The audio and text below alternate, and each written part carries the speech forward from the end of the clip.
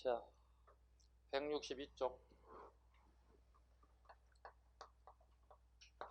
왕들, 고려 왕들의 업적이에요. 고려 왕들의 업적. 해종 가겠습니다. 해종, 왕건의 아들이기도 합니다. 첫 번째 보겠습니다. 왕규의 난이 발생했다 정도 하나만 체크하면 될 것 같고요. 그 다음에 두 번째, 요게 시험에 우리 법원직에 나왔던 것들이죠. 태조 왕건과 어머니 장하옹 후 오시사에 태어난 맏아들이었다. 이복 동생 왕요, 정종이 되죠. 왕소, 광종, 그 다음에 왕규의 왕건 다투면서 굉장히 어려움을 겪었던 인물 중 하나가 해종입니다. 해종입니다.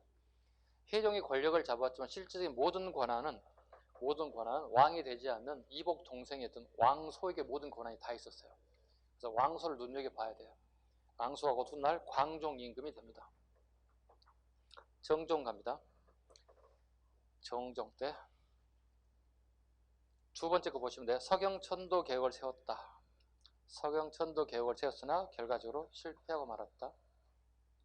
그 다음에 3번 봐주시죠. 3번 강군의 밑줄 긋습니다. 강군, 우리 거란의 침입에 대비해서 만든 게 강군입니다. 끊임없이 출제가 되고 있죠. 강군, 정종 때 거란의 침입에 대해서 만든 군이 강군이었다. 강군이었다. 그 다음에 강학보를 설치했다. 강학보 별표 하나 아시죠? 강군도 별표 하나, 강학보도 별표 하나. 강학보는 한 3년 된 것 같아, 나온 시점으로 본다면요. 자, 불교를 장려하기 위해서 양곡 7만 석을 내주어 스님들의 장학재단인 강학보를 세웠다. 스님의 밑줄 긋습니다. 스님들의 장학경을 만든 게 강학보다. 이것 좀 어려워지죠. 뒤에 보자가 붙은 건 거의 대부분 기금을 만들어서 이자를 통해서 장학금을 주는 제도인데, 스님 장학금을 어떻게 오겠는가 곰곰이 생각해 봤더니 이거밖에 없어요. 스님들은 머리를 깎잖아. 머리가 어떻게 해요? 물론 광자 그 강은 아니지만 머리가 빛나요. 빛날 광자입니다. 광자 강학보가 야 스님이다 생각하시면 돼. 이렇게 연상해서 이렇게라도 가는 방법밖에 없어요. 자, 광종 가겠습니다. 우리 지금까지 30년 동안의 공무원 시험 문제를 분석해 보면 고려시대에 왕의 업적을 가장 많이 나온 인물은 실질적으로 광종과 성종입니다. 광종과 성종입니다. 지금까지 가장 많이 나온 왕이기도 하고요. 당연히 알아야 되는 거고 별표 5개짜리이기도 하고요. 그런데 단 조건이 있어. 최근 3년 트렌드를 보면 안 나와. 아셨어요? 문제 3년 트렌드를 분석해보면 광종과 성종이 잘 안 나온다고. 안 나와요. 기껏해야 성종에 관련된 한두 가지만 나와요. 즉 시무 28조 정도밖에 안 나와요. 시무 28조밖에 안 나와요. 자, 일단 확인할 거예요. 확인하는데 출제 변조에서 일단 났다. 그렇다면 고려왕 누군가가 나올 거 아니겠어요. 그 사람이 누군가요? 그 사람이 여기에요. 원간섭기에 충렬왕과 충선왕이 3년 동안, 최근 3년 동안 가장 많이 나오는 인물. 뒤에 이제 우리 왕 순서 갈 때 하반기에 원간섭기가 아니라 충렬, 충선을 공부할 거거든요. 이때 우리가 왕창 좀 해야 돼요. 집중력 있게. 매년 나오니까. 일단 하겠습니다. 광종과 성종. 네. 자, 노비안건법 보겠습니다. 노비안건법. 노비가 안전한지 검사하겠다는 뜻이에요. 노비가 안전한지 검사하겠다. 그리고 안전하다고 생각하면 어떻게? 전쟁 중에 억울하게 노비가 된 자를 풀어주겠다는 뜻이에요. 자, 노비안건법에 이점이 있겠죠. 자, 강종 업적합니다. 지금 노비안건법. 안전한지 검사하겠다. 줄임말이에요. 노비안건법이에요. 노비가 안전한지, 억울하게 노비가 됐는데 안전한지 검사해보겠다. 그럼 뭐야? 해방시켜주겠다는 뜻이지. 그렇다면 이 노비가 뭐가 된 거지? 신분이? 양인이 됐지. 양이 됐지.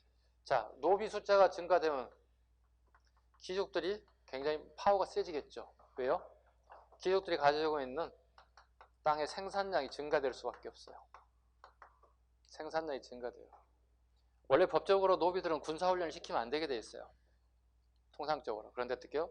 겨울철 노는 애들 뭐 시키겠어? 훈련 좀 시켜야지. 추수 끝나고 나면. 그럼 어떡해요? 군사력이 증강될 수 있어. 즉 사병의 숫자가 증가될 수 있다는 뜻이야. 이걸 누가 가장 경계하는 거야? 이게 왕들이 가장 원치 않는 부분이야. 귀족들이 이거 가장 싫어해요.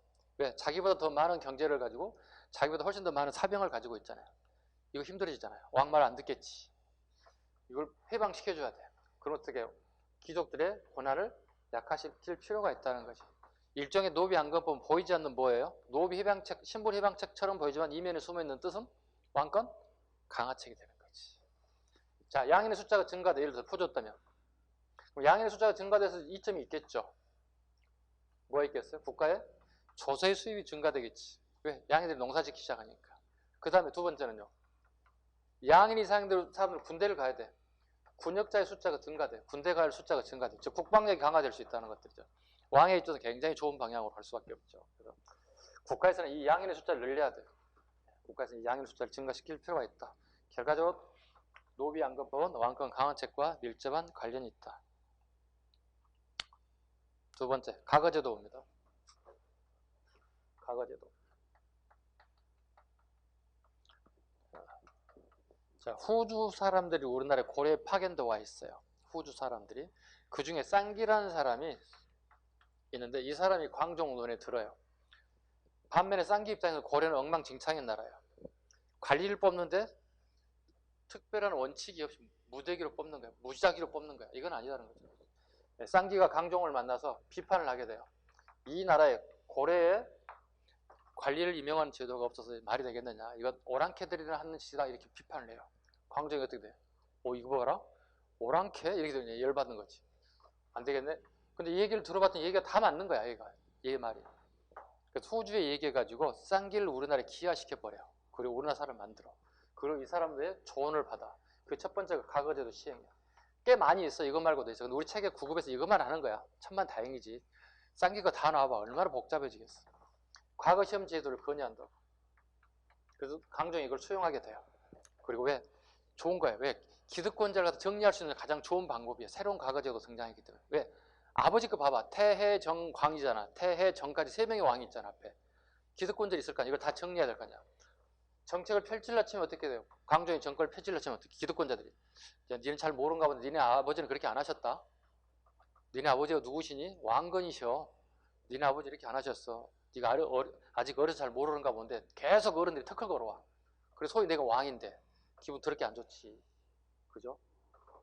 이 사람들 등용 시작해. 쌍기의 건의에 의해서 과거 시험이 처음으로 우리나라에 실시됩니다. 최초입니다. 어떤 제도가 시는 거예요? 문무가 아닙니다. 문입니다. 절대 무가 들어가면 안 돼요. 문과, 잡과, 그 다음에 승과 이 제도가 실시됩니다. 가끔 우리 선택지에 문무, 승과, 잡과 등이 실시되었다. 틀려집니다. 무과는 고려시대에 없다고 보시면 됩니다. 물론 잠시 예종 때 잠시 실시한 제약은 있으면 바로 폐지됐기 때문에 없는 걸로 보셔도 됩니다. 그 다음에 안 좋은 제도가 하나 또 있어요. 지공거 제도라는 게 있어요. 지공거에 살짝 밑줄 그어봐. 이게 고려만에 있어요. 중국에서 가져온 건데 이때 쌍기에 의해서 가져온 건데 지공거 제도하고 있습니다. 지공거란 과거 시험을 총괄하는 사람을 총괄하는 자를 갖다 지공거라고 불러요. 지공거. 안 좋은 게 이거예요. 자주와 문생의 관계다 이렇게 불러요. 자주와 문생의 관계다. 자주와 문생의 스승과 제자의 관계라는 뜻이에요. 자, 내가 과거 시험을 본 사람을 합격시켜줬어요. 지금 그 사람은 나에게 공부를 한 번도 배운 적이 없지만 그 사람은 나의 제자가 되고 합격시킨 이 사람을 우리는 스승이라고 불러요. 자주와 문생의 관계가 구성됩니다. 좋은 제도 같지만 실은 이건 굉장히 안 좋은 제도예요. 안 좋은 제도. 왜냐하면 비리를 생산해낼 수 있어요. 왜? 이 사람의 승진 문제를 내 손에 쥐고 있어. 그 이 사람 어떻게 했어요? 자, 스승이 왔어요. 문화시 중에 국무총리야. 쉽게 해주십시오. 국무총리가 과거 시험 합격한 사람, 야 이거 우리 조카가 무슨 일을 하려고 하는데 허가가 안 된다는데? 이거 한번 살펴줘봐. 안 될 텐데 한번 줘보세요. 그러더니 잘하면 될 수 있겠어요. 이렇게 좋은 얘기를 해줄 수 있다는 얘기죠. 그리고 조카 내일 모레 좀 보내세요. 자, 야 니네 삼촌 얘기해서 해준 거야. 통과됐어. 빨리 가서 일 봐. 이런 일이 벌어질 수 있다는 얘기. 비일비재하게 벌어질 수 있다는 얘기야. 원칙과 원칙을 벗어난 일들이 비일비재하게 부정부패하게 행해질 수 있다는 거야. 왜? 이 사람 목숨줄 누가 지고 있는 거야? 이 사람이 지고 있는 거야. 승진 문제. 앞으로 여러분 공직자 되면 뭐예요? 승진 문제 여러분 사활을 걸리는 거 아니에요 지금 이제. 승진하는 무슨 의미가 있어? 그래서 가장 부정부패가 연루될 수 있는 가장 좋은, 아주 안 좋은 그런 본보게 되기 때문에 이걸 조선에서는 수용하지 않습니다. 조선에서는 이걸 지공고 제도는 사용하지 않습니다. 고래만 있다가 소모됐습니다. 관리의 공복제정 보겠습니다. 관리의 공복제정.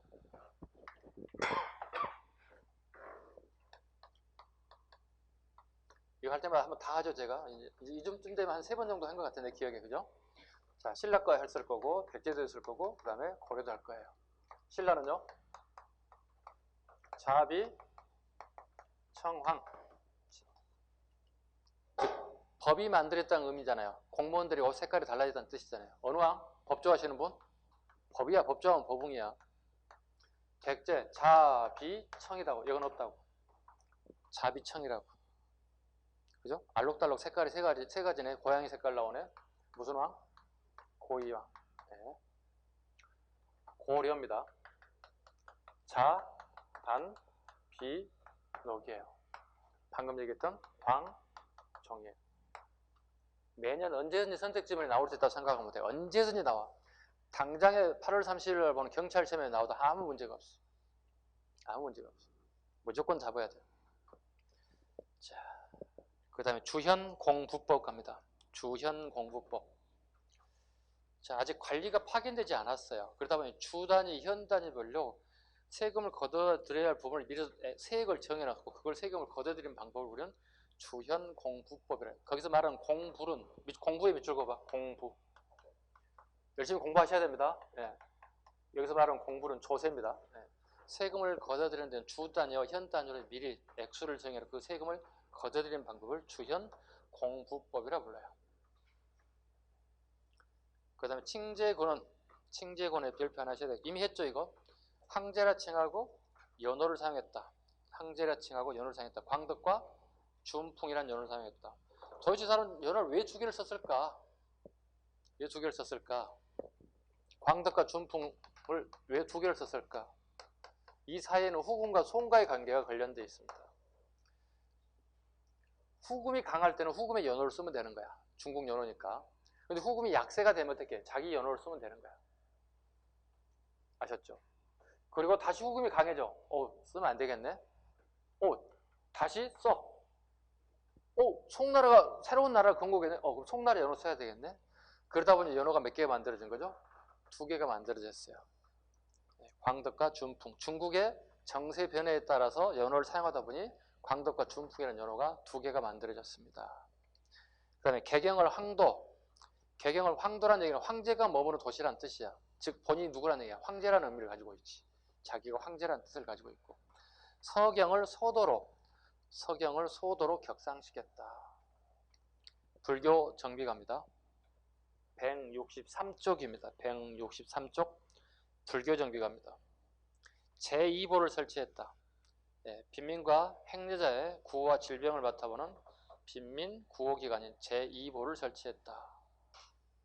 그 다음에 송과 통교했다. 송과 통교했다. 송이 5대 19국을 통일했다. 밑줄 가야 돼. 5대 19국 밑줄 가야 돼. 5대 19국을 통일했다. 960년에. 즉 10세기죠. 송과 애교 관계가 있다. 자주 얘기합니다. 이 2가지 선택지 지문이 끊임없이 나올 때 틀리시면 안 된다고. 5호 16국 5대 10국 절대 틀리면 안 돼. 이거 고려 강종 때 나오는 얘기야. 5대 19국을 누가 통일했다고요? 중국의 송이 통일했다고. 이때 강종과 송이 애교 관계를 맺었다고. 이게 몇 세기 상황이에요? 10세기 중엽 상황이라고. 요거 몇 세기 상황이에요? 4세기에서 5세기로 넘어가는 시기라고. 4세기에서 5세기 넘어가는 시기라고. 이게 5, 16국이라고. 5, 16국. 이때 우리 시험에 나오는 가장 대표적인 상황이 누구예요? 지금 4세기 하면? 최고 전성기? 무령왕이 5, 16국 시기에 어디를 경략했다 불래? 요동, 요소 할 때? 요소 지역을 일정 기간 동안 경략했다. 이것만 시험에 나와. 근데 왜 이걸 안 해요, 여러분들이? 이거 해야지. 당연히 해야지. 당연히 해야지. 이 내용 무조건 잡아야지. 5, 16국 시기와 5대 10국 시기를 틀으시면 안 돼. 이해 가셨죠? 5호는 오랑캐 5놈들이 세웠다는 뜻이에요. 오랑캐 5개 나라, 다섯 부족의 오랑캐들이 세운 나라가 16개라는 뜻이야. 16개 국가라는 뜻이야. 호자가 오랑캐 호자를 써. 이게 오랑캐 호자야. 그래서 호자가 여기 들어가는 거야. 호. 여러분들 지금 현재 오랑캐 복식을 하고 계시죠? 안 그래요? 지금 여러분들 오랑캐 복식을 가지고 있잖아요. 지금 입고 있는 옷 중에 다 오랑캐 복식 있잖아요. 지금. 선생님 오랑캐 복식이라 하죠. 엄마가 돈 주고 사준 건데요. 자, 왼손 들어봐 이렇게. 왼손 들고 여러분 밑에 바주머니에다 호주머니 한번 넣어봐봐. 호주머니 앞글자가 뭐로 시작하지? 호로 시작하지. 북방 민족들은 추울까 안 추울까? 우리보다 훨씬 더 춥겠지. 그럼 손을 보호하고 싶겠지. 손이 시려우니까 겨울 되면. 그럼 뭘 만들어야 돼? 손을 보호할 수 있는 호주머니를 만들겠지. 그치? 그래서 이 호주머니는 오랑캐들이 처음 사용하게 됐어요. 그게 우리나라에까지 건너서 사용된 게 이게 뭐예요? 호주머니예요. 여러분 전부 다 오랑캐 복식을 하고 있어요. 여러분이나 저는 다 오랑캐 복식을 하나씩 다 가지고 있다고. 이해 가셨어? 별거 아니에요. 그러니까 오랑캐들이 사용된 게 나쁜 건 아니에요. 무조건. 짐승들이나 사용하는 거 이 정도 치부할 게 아니에요. 우리 이게 유용하잖아요. 그 다음에 겨울에 가끔씩 우리 보면은 편의점 같은 데 보면 밖에 냄새 부슬부슬 올라온 게 있지. 빵 있잖아. 빵 찌는 거 있잖아. 하얀 거. 무슨 빵이라 불러? 호호 불면서 먹기 때문에 그 호호 불면서 먹어서 호빵이 아니라 누가 먹는 빵이라는 뜻이야. 그러면 오랑캐들이 먹는 빵이요 호빵이야. 오랑캐 호자를 쓰는 거예요. 호빵이야. 왜? 그 애들은 겨울에 차가운 음식 먹어야 되니 따뜻한 음식 먹어야 되겠니? 차가운 데도 차가운 거 먹어봐 배탈 나지. 따뜻한 음식을 먹어야 되겠지. 그래서 호빵이 다 거기 나오는 것들이야. 야, 오늘 많은 거 배우네. 이거 돈 주고 배울 수 없는 내용이잖아. 이거 호주머니가 이게 내게 아니었어? 오랑캐들이 사용하는 것들이었어? 상식입니다. 이런 것들은. 네. 근데 이제 문제는 내용은 다 기억도 안 나고 집에 가고 엄마나 조카들이나 동생들한테 이라봐. 너 손 빼봐. 손 넣어봐. 이게 뭐야? 호주머니. 이게 무슨 의미인 줄 알아? 막 이제 설명한다? 잘난 척? 다른 거 다 까먹어. 태정강 경성 목회하는 이건 못 외우고. 예, 호주머니하고 호빵만 가지고 장난치면 안 돼요. 자, 다시 계속합니다. 소음과 통일했다. 끝에 거 하나 볼까요? 예왕 내제 사상. 그거만 해볼까요? 광정. 예왕 내제 사상이라. 자, 예자는 바깥 예자라고 실내 내자죠. 뭐예요, 이거? 예부. 중국 애들한테는 우리 뭐라 부르는 거야? 왕이에요. 이렇게 얘기하는 거야. 중국 애들은 우리 왕이에요. 우리 짱이 왕이에요. 내부적으로 뭐라 불러요? 황제를 칭해요. 이거 예왕 내제 사상이라 불러요. 예왕 내제 사상이라 불러요. 자, 이 예왕 내제 사상이 언제 들켜요? 우리나라가 고려시대에 원간섭기가 되면 예왕 내제 사상을 쓸 수가 없어. 다 들통나. 왜? 원나라가 직접 지배하기 때문에 다 들통났어. 그래서 문제가 뭐예요? 관제와 친구들이 전부 다 격하돼요. 폐하에서 어떻게요? 전하 이렇게 바뀌는 거예요. 황제폐하에서 전하, 황제폐하에서 전하. 그 다음에 다음 보위를 이을 일을 태자라고 부르지. 태자가 아니라 뭐로 부르냐? 세자마마 이렇게 부르는 거예요. 전부 다 바뀌게 돼요. 그 다음에 결정적인 또 이게 바뀌어.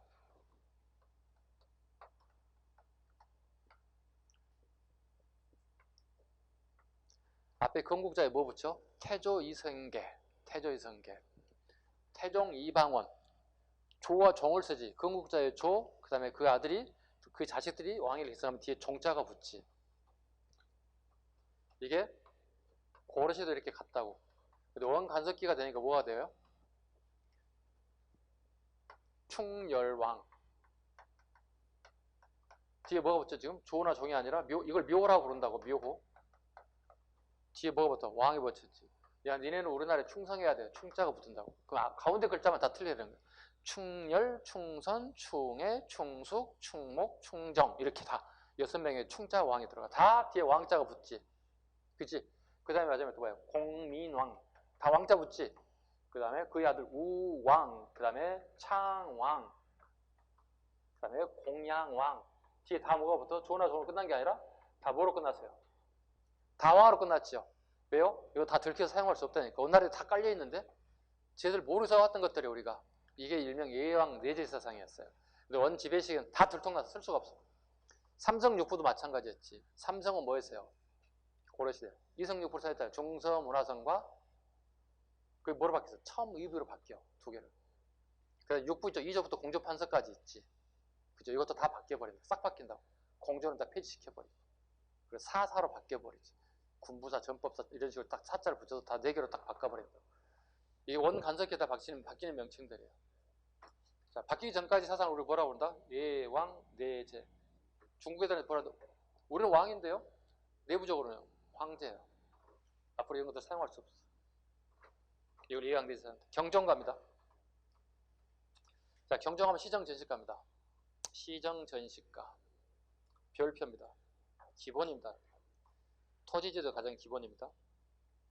자, 간품과 인품의 비율을 있습니다. 간품과 인품을 기준으로 제가 나중에 토지제도는 뒤에 나오기 때문에 그때 같이 묶어드릴게요. 그때 싹 정리할게요. 신라, 고려, 조선 다 한 칠판에서 싹 정리해버릴게요.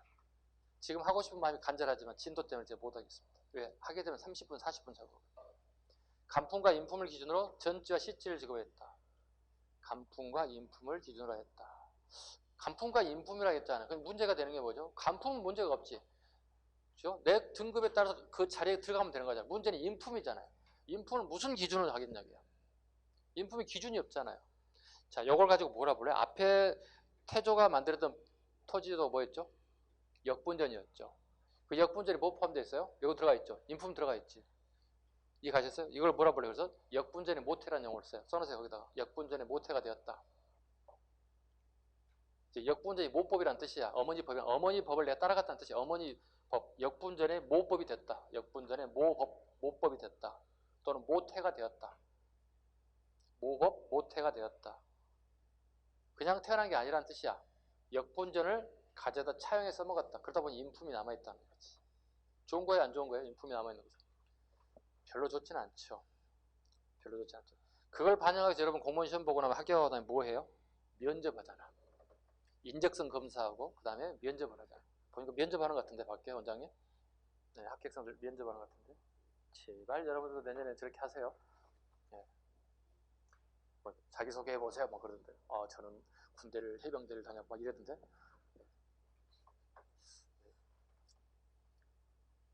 부러우시죠? 네. 지금 학원별로 전부 다 면접 기간이에요. 다 면접 기간이에요. 부러워하지 마시고 꼭 공부하셔서 하시기 바랍니다. 자, 반동정치도 살짝 밑줄 그어볼까요? 반동정치. 자, 반동정치 한번 봐봐요. 자, 여기 왕순서 봐볼까요? 지워졌네. 태해정광이잖아요. 여기가 경종이고 여기가 광종이잖아요. 아들이잖아요. 그죠? 아들이에요.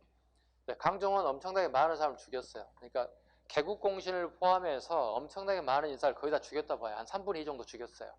그 개국공신에 살아남은 자가 기신명이라 불렀거든요. 몇백 명 정도 되는데 싹 죽여버린 거예요. 광종이. 김정은이요. 김정은. 할아버지 세력, 아버지 세력 싹 죽여버렸어요. 근데 원체 많은 사람을 죽이다 보니까 강종에 반대하는 세력도 있을 거 아니야. 그래서 음모를 꾸민단 말이야. 강종을 몰아내고 경종을 옹립하자. 아들을 갖다 어린아이를 옹립하자. 이게 강종의 기회에 들어가. 그래서 얘를 다 죽여. 얘는 아무 생각이 없는 애. 어린애가 무슨 생각이 있겠어. 자기 아버지 무서워 죽겠는데.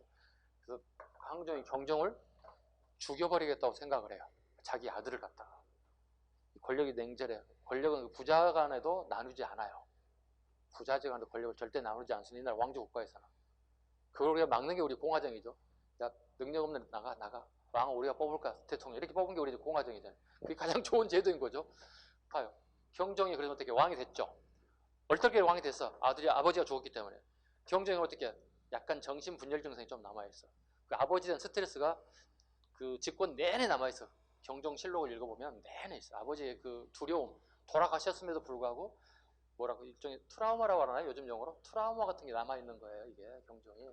그리고 경종이 하는 게 반동정치예요. 반동이란 아버지가 해왔던 정책을 반대한다는 뜻이야. 왜? 그 아버지에 대한 트라우마를 갖다 지우기 위한 방법은 아버지가 했던 정책을 다 반대하는 게 반동정치. 별거 아니야.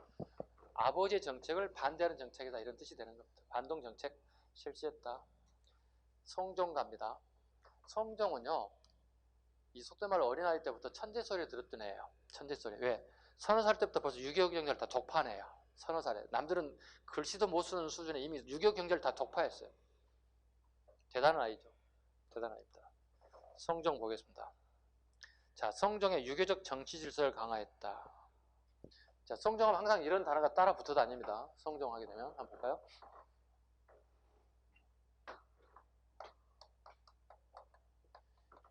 유교적 중앙 집권주의를 채택했다. 유교적 중앙 집권주의를 채택했다. 이런 단어를 써요.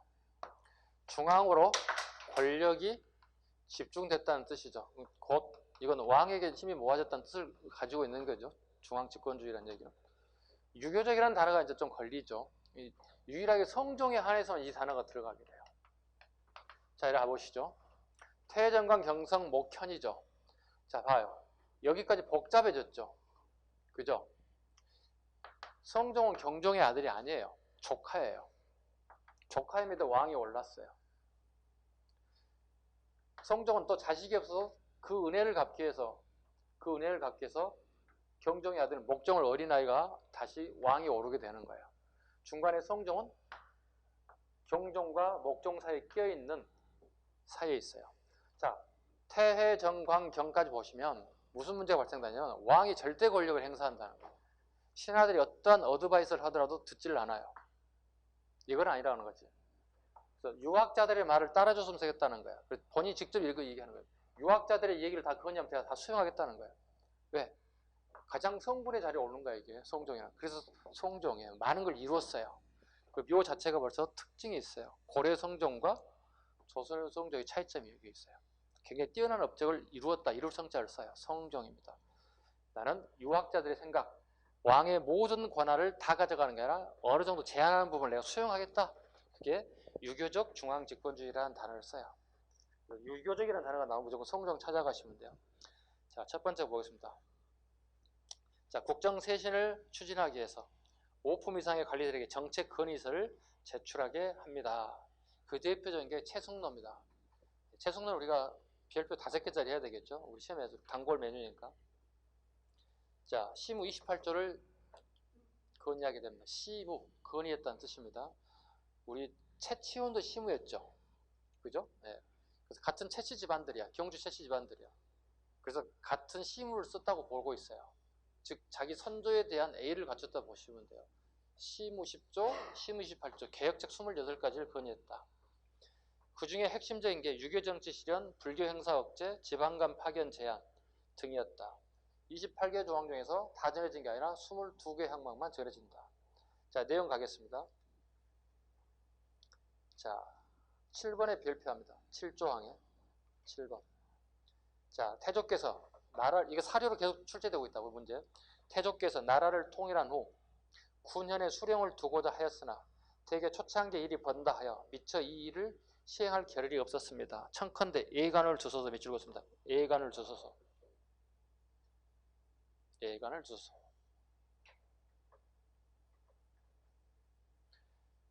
자, 이게 가장 시험에 많이 나옵니다. 아셨죠? 그 다음에 한 페이지 넘겨보겠습니다. 20조 별표합니다. 2개만 나옵니다. 딱 골라서 2개밖에 안 나옵니다.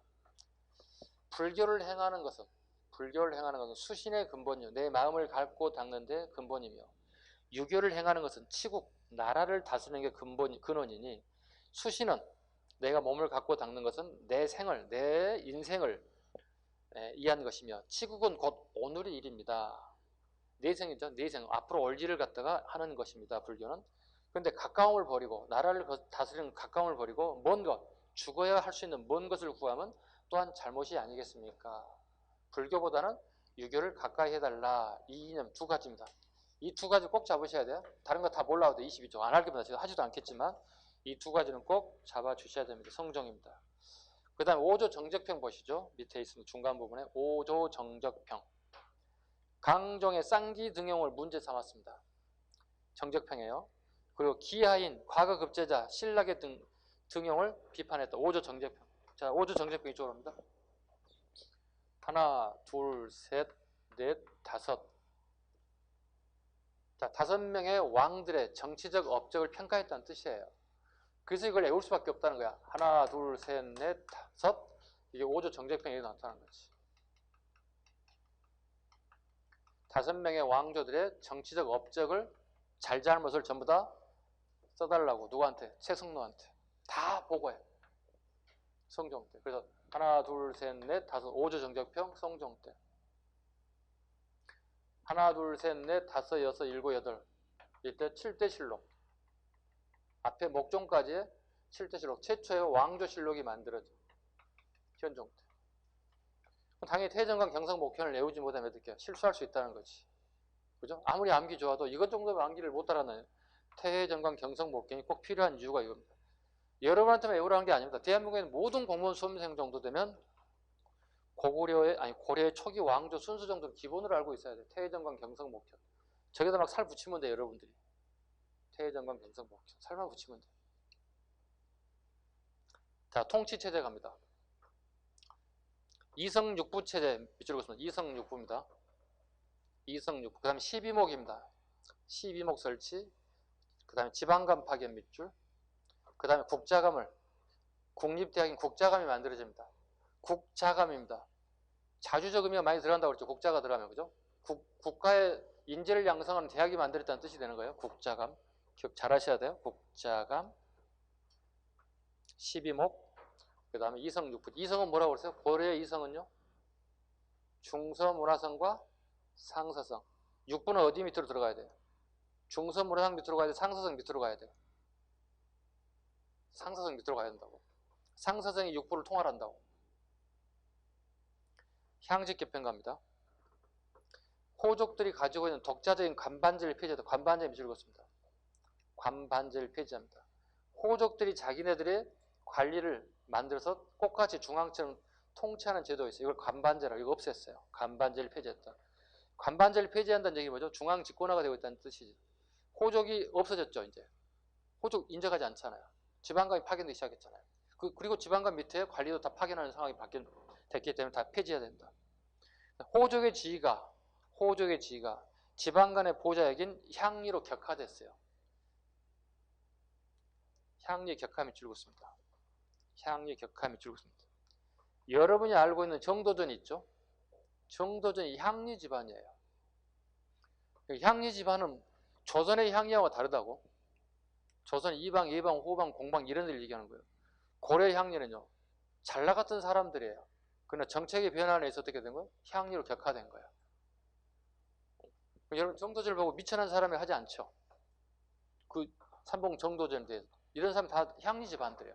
다 지방에서 공부해서 중앙에 진출했던 과거 시험 패스자들을 보시면 돼요.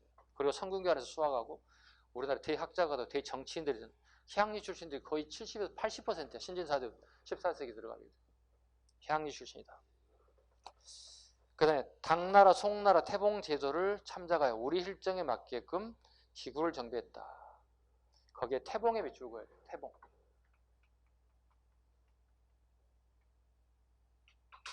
태봉은 누가 세운 나라예요? 궁예가 세운 나라지.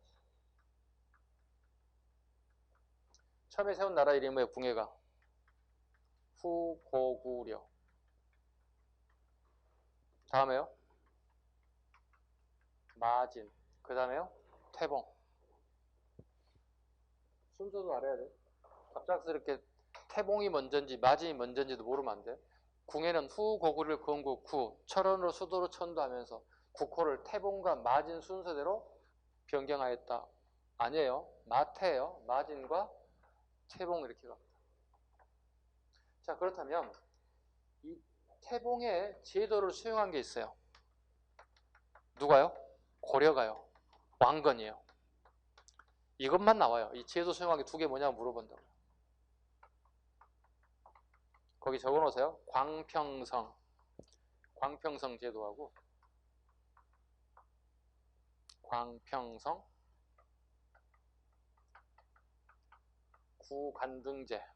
구간등제. 구간등제란 총 18품으로 구성되겠죠. 정일품, 종일품, 정이품, 종이품, 정종으로 이어지니까 정일품, 종일품, 정이품, 종이품 쭉 9까지 가니까 곱하기 2 하면 어떻게? 총 18품계로 만들어졌겠죠. 오케이? 이걸 고려가 수용한다고. 그러니까 그만큼 고려라는 나라가 자기 것만 고집하는 게 아니라 주변에 있는 나라들께 필요한 제도들은 수용하는 거야. 굉장히 개방적인 의미를 가지고 있다. 꼭 잡으셔야 돼. 광평성과 구관동제도는 태봉의 제도이지만 수용했다. 즉 궁예가 사용돼도 괜찮은 건 수용했다. 그 다음에 당의 삼성육부를 고려 실정에 맞게끔 이성육부로 수용했다. 그 다음에 송해 관제를 모방하여 중추원이 미치거든요. 송해 동그라미 칩니다. 당나라뿐만 아니라 송해 제도도 태봉의 제도도 다 수용했다. 그 다음에 3사를 설치했다. 3사 해계 밑줄것이 굉장히 많이 나오죠. 3사에 관련되고 고려의 3사는 해계를 담당하지만 조선의 3사는 언론 기능이라고 그랬죠. 사원부 사관원 홍문과 같은 언론 기능을 담당하였다. 그 다음에 6기의 밑줄곡 앞에 별표 요즘 시험 잘 나와요. 모의고사라든가 기출에 6기 오른쪽 목종으로 가봐. 목종이 2군 가봐. 2군의 밑줄곡 별표 쳐봐. 목종에 오른쪽 165쪽에 목종에 두 번째 좀 2군은 목종 6기는 성종. 이해가셨어요? 목종 2군 성종 6기 됐죠? 순서를 바꿔놓을 수가 있어. 우리가 통상 2군 6기를 하기 때문에 2군이 먼저 만들어질 생각한단 말이야. 태정관 경성이 여기잖아. 반대로 가야 돼. 함정 빠지기 딱 좋아요. 함정 안 빠지면 어떻게 해? 살짝 하나 암기하는 게 좋지 않겠어? 목종 때 뭐라고요? 그거 하나만 외워줘.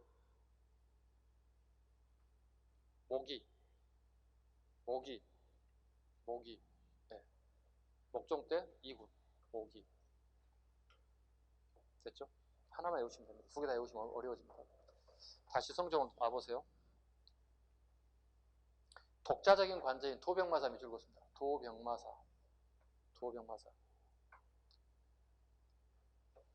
그 다음에 식목도감 같은 기족 합의체를 설정. 자, 식목도감은 법의 개폐라고 적으실래요? 법의 개폐 기능입니다. 법을 만들고 없애는 거. 오늘날의 국회의 기능이다 보시면 됩니다. 국회의 기능이다. 제가 저쪽 강의실 입구에다가 자 요거 한번 집어보실래요? 분필 한번 집어보실래요? 네, 받으세요. 일어나 보세요. 입구를 한번 가보세요. 입구 저기 비상문 밑에다가 도병마사봉 4글자 한번 적어보실래요? 저 위에 상단에다가 도병마사 한번 적어볼래요? 네, 제일 위에 한번 적어보세요. 괜찮아요. 청소하면 되지 뭐. 돈 내고 다니라고 뭐 이 정도야 뭐 써도 되지 뭐. 도병마사. 글씨도 잘 써. 나보다 더 잘 써. 오케이, 오세요. 됐어요. 예. 기념으로 가져가셔도 되는데, 분필. 자, 저렇게 쓰라는 이유가 있어요. 앞으로 계속 보시라는 얘기입니다. 안 지우셔도 돼요. 지울 필요 없어요. 자, 보겠습니다. 중요하기 때문에 적으라고 합니다. 여러분만 적은 게 아니고요. 제가 가는 학원만 다 적으라고 그래요. 다 적여서 안 지워. 실장님이나 그 청소하는 알바생들한테 지우지 마세요. 왜요? 공부하고 있어요. 지우지 마세요. 공부를 방해하시면 안 되잖아요. 이제. 자, 도병마사 보세요. 도병마사란 국가의 중대사를 결정하는 기구예요. 여기는 재신과 추밀이 와요. 여기는 전부 다 2품 이상의 고위 관료들이에요. 그래서 이걸 다른 말로 제추회의라 불러요. 글자 써가지고. 제가 하는 게 아니라 고려시대부터 이렇게 불렸어요. 재신과 추밀들.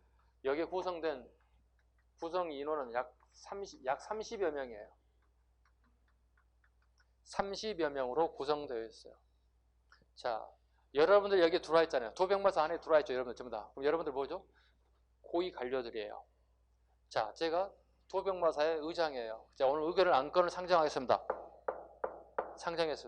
자, 내용 상정하겠습니다. 내용은요. 일본의 경제 보복에 대한 안건을 상정하겠습니다. 우리의 대안을 얘기해 주시고 우리의 결의를 다집시다. 동의하시죠? 이의였으면 통과시키겠습니다. 통과시켰어요. 자, 여러분들 의사를 말씀하시면 돼요. 불매운동합시다. 이렇게 얘기할 수도 있고. 야, 그건 너무 오버하는 거 아니야? 정치적 부분을 정치적 풀어야 되지 않겠어? 정치인들이 할 일들이지 우리까지 너무 할 필요 없잖아. 여러 가지 의견들이 나올 거겠죠. 그리고 결과적으로 어떻게 결론이 나오겠죠. 어떤 결론이 나오겠죠. 그게 국가의 중대사를 결정하는 거야. 지금 오늘은 청와대 지하 벙커에 가가지고 회의할 때 가장 중요한 안건을 상정해서 발표하거든. TV 매체를 언론 기자를 해결하기 위해서. 도병마사 적어요. 지금 제가 써놓은 이유가 적어요. 여러분 지금 현재 다 고위 관료들이에요. 우리나라의 국정을 책임지는 관료예요. 안건을 상정하고 그걸 결의하는 게 도병마사예요. 도병마사예요. 저기는요, 군의 통제권까지 가지고 있어요. 자, 최전방에 동계와 북계의 장을 뭐라 불렀죠? 병마사라 불렀다고. 도병마사가 병마사를 통제권을 가지고 있다고. 그다음에 지방에 있는 주진군, 주현군 전부 다 도병마사의 통제를 받게 되어 있어요. 보고를 하게 되어 있고요. 막강한 자리가 뭐예요? 도병마사라고요. 이 도병마사는 국가의 중대사를 결정한 거다. 도병마사는 사람이 아니야. 이 장소야. 쉽게 얘기해서 이 장소가 도병마사야. 국가의 중요한 업무를 결정하는 게 도병마사고, 이 회의를 뭐라고 한다고요? 제추회의라고 한다고. 국가의 중요한 재신과 추밀들이 모여서, 이품이사의 고위 관료들, 얘네들이 모여서 국가 중대사를 결정한다. 제추회의라고 불러요. 자, 보세요. 좀 더 업그레이드 갑니다. 이게 원간섭기가 되잖아요. 원간섭기가 되면 명칭이 변경돼요. 어떻게 해요? 도평의사사로 명칭이 격화돼요. 격화돼요. 근데 격화라는 용어를 쓰면 안 돼요. 일부러 쓴 거예요. 안 되면도. 이건 아니에요. 격화란 말은 잘못된 거죠. 왜? 도병마사는 봐보세요. 당의 제도도 아니고 송의 제도도 아니에요. 제도가 아니라고요. 도병마사와 식목당하면 고려 자체 브랜드야. 쉽게 얘기해서. 고려 자체 브랜드야. 그러니까 황제국이 쓰는 단어가 아니기 때문에 이것은 격화라는 용어를 쓰면 안 돼요. 이게 선택지의 함정을 찾고 내요. 도평의사사로 명칭이 변경됐다고 해야만이 맞는 거예요. 이해 가셨죠? 격화라는 단어는 황제국에 쓰는 것을 못 쓰게 하는 게, 들켰기 때문에 못 쓰게 하는 걸 격화라는 단어를 쓰는 거고, 명칭이 변경됐다. 원간섭기의 도평의사사로 명칭이 변경이 돼요. 이때는요, 인원이 약 70에서 80명 정도가 여기에 참여하게 돼요. 자, 이게 사료로 제시됐을 경우에 30명인지 70명인지 이거 하나만 가지고도 도병마사를 얘기하는지 도평의사사를 얘기하는지 금방 알아채야 돼요. 눈치채야 돼요. 자, 선생님, 도평의사사 저 무슨 일 했는데 가장 결정적인 게 있죠. 이성계를 조선의 왕으로 임명한다고. 이보다 중요한 일이 어디 있어? 이성계가 야, 오늘부터 내가 왕 할게. 이게 아니야. 어? 자, 오늘부터 내가 왕이에요. 조선에. 이거 아니라고. 도평의사사 회의를 통해서 방망이 빵빵빵 두들겨서, 자, 나라는 조선이고요. 건국이고요. 나라 이름은 조선이고요. 왕은 이성계입니다. 공포를 빵빵 때려준다. 이게 도평의사사 한 거라고. 이해 가셨어 지금? 도병마사, 도평의사 의미 잡으셨죠? 국가의 중대사를 결정하는 거 도병마사. 다른 말로 제추회의라 한다. 다 써놓게 있어. 저기다 도병마사 밑에다가 제추회의 적을 수 있어요? 네, 좋아요. 적어봐요. 원장님 저기 뭐야 그러면 제가 써라고 얘기하겠습니다. 근데 원장님한테 얘기해. 주지 말랬어요 선생님. 이렇게. 네. 제추회의 너무 크다. 제추회의는 좀 적게 적어봐. 조금만 적게. 제추회의. 와, 진하게 쓴다.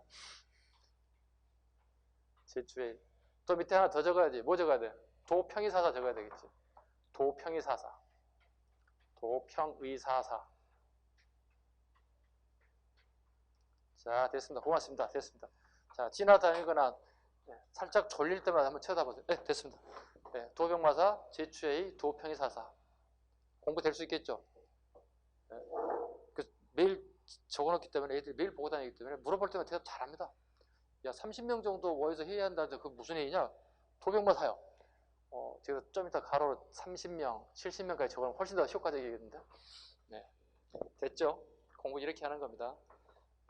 애울 것은 애우고 이해할 건 이해하시고, 그죠? 뭐가 시험에 나오는지 딱 잡게 되면 여러분들은 금방 고속점 나오게 되어 있습니다. 그 다음에요, 문무상계. 이거 작년 기출 지문입니다.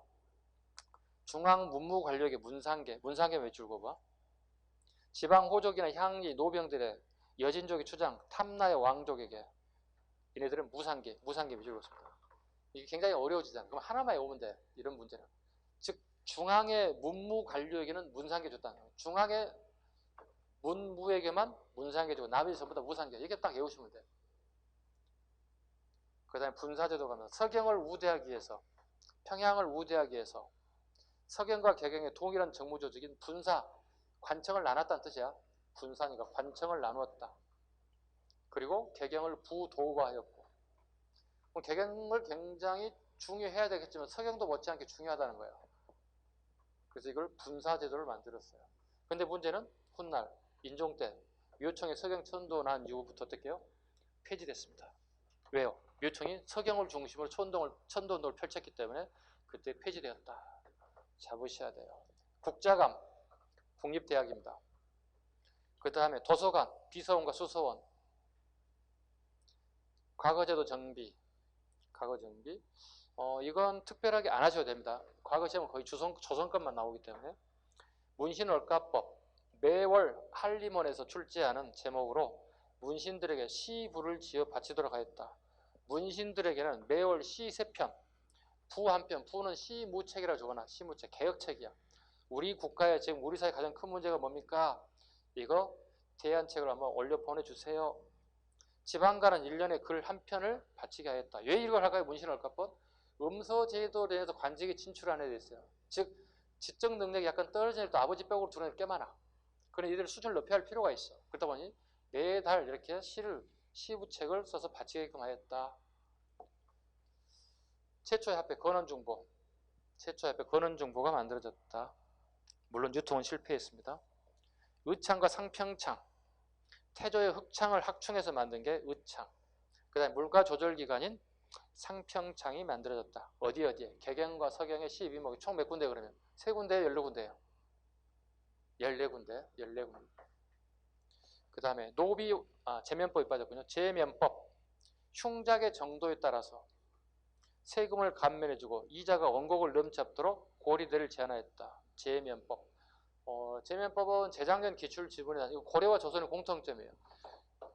흉년 들어서 먹고 살 것도 없는데 세금을 많이 내달라면 백성들이 죽는 방법밖에 없잖아요. 그 다음에 노비 한천법. 노비 안건벌을 풀려놨던 노비들이 주인을 못 오간 애들이 있어요. 그 다시 천한 사람으로 되돌렸다. 노비 한천법이라고 합니다. 그 다음에 연등의 팔간회를 폐지했다. 당연하죠. 왜? 이 사람은 유학자야. 네, 왕이기 전에 유학을 공부한 사람이야. 연등의 팔간회를 폐지할 수밖에요. 그 다음에 거란 1차 침입. 자, 소선영이 80만 대군을 끌고 침입합니다.